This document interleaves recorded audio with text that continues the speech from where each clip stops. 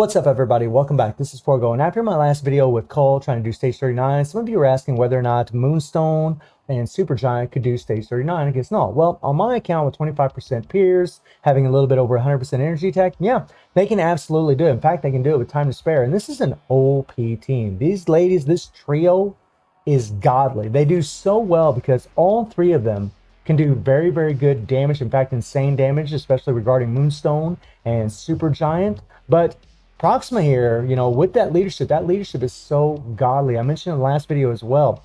That 45% ignore target dodge rate is insane, especially with a character like Moonstone, who actually does use a CTP of energy to get that extra ignore dodge. All the awakened characters have ignore dodge in their awakened skills, but whenever you're facing stage 35 to 39, you need super villains, and there are no ignore dodge strikers. So this leadership that Proxima has is godly.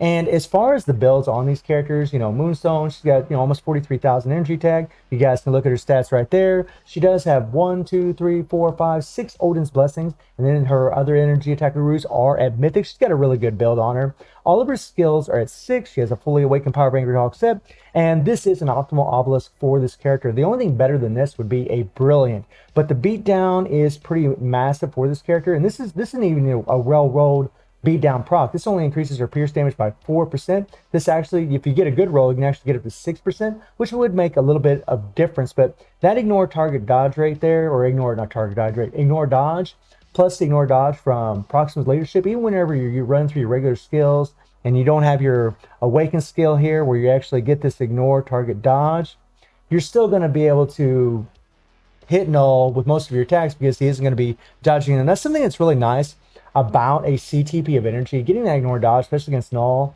is really, really nice, especially on a character that really doesn't have ignore dodge in their kits. That's a big thing. I mean, Moonstone's got an awesome kit. I mean, she's got heals, she's got accumulation, she got lots of attack buffs. I mean, she's a pretty OP character, but she doesn't have any ignore dodge except for on her awakened skill, and of course, no uniform. Now, Proxima here, she does have a mighty CTP, but this is just a CTP that gives her some extra attack by 16%. It doesn't have a beatdown proc. Honestly, a beatdown proc wouldn't be too bad on her. She does delay a little bit whenever you use her fist skill. She kind of jumps up in the air and then kind of moves around. So you do lose about a second of your beatdown proc whenever you're playing with her, but it's really not too bad. Most of your beatdown proc would be on the character. A lot of people are going to put a rage on Proxima, especially if they're trying to do the best they can in ABX. Currently right now with Black Cat and Supergiant and Proxima, you can do some insane scores in ABX. However, you would want to rage on Proxima if you're trying to do the best you can. I'm a little bit more World Boss Ultimate oriented, so I prefer just to have a CTP of energy on her. And her uniform is at Mythic. She does have a fully awakened Power of Angry Hawk set. All of her skills are at 6.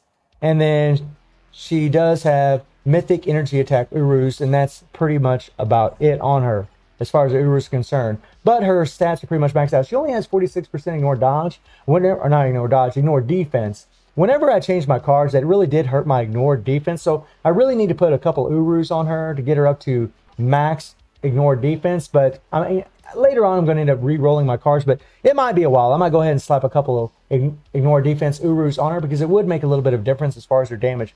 And then Supergiant, she has about 44,000 energy attack. She has pretty much max attack stats.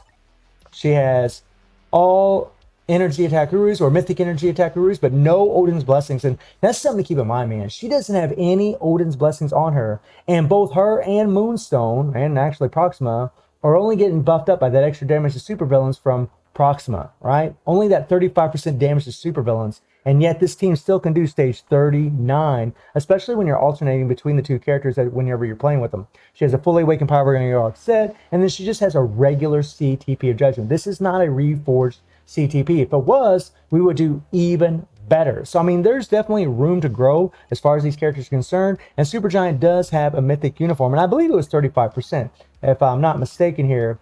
Yeah, I mean, it's only 35% damage to super villains. What both of these characters are actually getting in this run that you guys are going to see. So, okay, so I'll go ahead and bring it up for you guys right now, and you guys can check this out. And this team really is OP for this, man. They're awesome because you can use all three of the characters. They're all strong. 2 of them have awakened skills. So I like to start with Moonstone, build up her beatdown proc, run up there, and if you guys notice, the SFX is on. I have the SFX on mainly because I'm using a Black Order character, right? Their awakened skills are a little tricky, and whenever you use their awakened skills, whenever you see all the team members show up right there, then if you're far away from Knull, then you just hit your one skill on Supergiant or even Black Dwarf, get close to them, and then run into your skills, right? It just makes things a little bit easier, and actually you'll do a little bit more damage throughout the fight because you're not running around and wasting time. That's a mistake that I made in that last video with Black Dwarf. I feel like I could have done a little bit better if I wouldn't have been running around so much. I could have saved a little bit of time and maybe have gotten that clear. But so kind of learned my lesson with that. So we're just trying to, with these girls right now, and it's just switch back and forth between all of them. And by the time that you use Proxima, you just use your skill one time. You'll use the Moonstone Supergiant's Awakened skills and you use Proxima. Whenever you switch back to your Awakened skill character, their Awakened skill is going to be pretty much ready to go again. And you can just keep doing that rotation over and over and over between all of these characters. And it got stunned there. That wasn't good. It's really a good thing that Moonstone has got a huge heal in her kit. That really does help her tremendously. And I always like to start with Moonstone because by the end of the phase here, like the phase is over right now, and by the way, we did that in a minute, 22 seconds, which is pretty awesome. I like to use Supergiant because we can start doing a lot of damage early on. As soon as Knull jumps in the air, our Awakened skill is going to be ready. We can hit it, right? Everybody shows up, hit the 5, delay a little bit, then go 4, 2, 3, and we can get a little bit of damage in there. Now, if I was playing super aggressive, I could have hurried up and switched to Moonstone and tried to use her, but I probably would have had to run around and build up her beatdown proc, and that's kind of why I didn't do that. But maybe it would have been better if I would have done that, you know? Because, I mean, sometimes you do have to play very aggressive if you want to try to get these clears. I mean, especially when it gets up in these levels, man. I mean, it's pretty tough, guys. It's really tough. I mean, I really wish I had more physical attack in my cards. That would make it a lot easier for my boy Cole, because Cole can definitely do it. You guys saw what he did. Even with my physical attack, it was pretty damn close. Oh, yeah. And this is a pretty good run. You know, I think I did this about 3 times before I got it because, I mean, it wasn't that I was having trouble doing enough damage. The trouble was if Knull hits you with some of his attacks, especially if he jumps on top of you, you're dead. It's just one shot and you are freaking dead. Even Proxima, man, I said this in the last video, Proxima can die just as easy as anybody else at stage 39. It is crazy. And that girl is tanky. She can take a shot, and she's got some insane heals in her kit. But she still can just get plowed. I think right here is where we might actually lose old girl, if I'm not mistaken. I'm trying to run around and stay away, but boom. Really, it's a good idea just to switch your character whenever he jumps up in the air. But I didn't do it. I was kind of hoping I could run away because Proxima's movement speed is actually pretty damn good. And now I'm going to kind of play it safe, get to the bottom. There we go. Let everybody form up. Then 5, delay, 4, 2, 3. And yeah. And again, if I was playing really aggressive, I could have switched to Moonstone right here. Try to do a little bit of damage, but again, her beatdown proc wouldn't have been built up. So I just decided to play it safe and not use it. But, you know, sometimes, you know, depending on your card sets and the build of your characters, I mean, you might have to play it more aggressive than when I'm playing it in order to get this clear. Whether it's stage 39 or stage 9 or whatever you're trying to do, depending on your account. Oh yeah, but we're gonna hit it right now.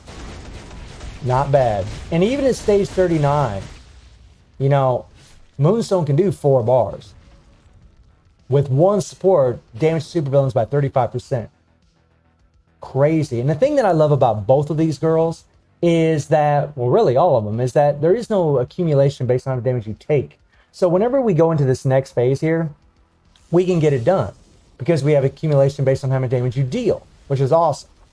And I'm just going to do the rest with Supergiant. I mean, she's more than strong enough to get the final end of the clear. And I'm not really sure if my Awakened skill would be ready with Moonstone. So I'm just playing it safe.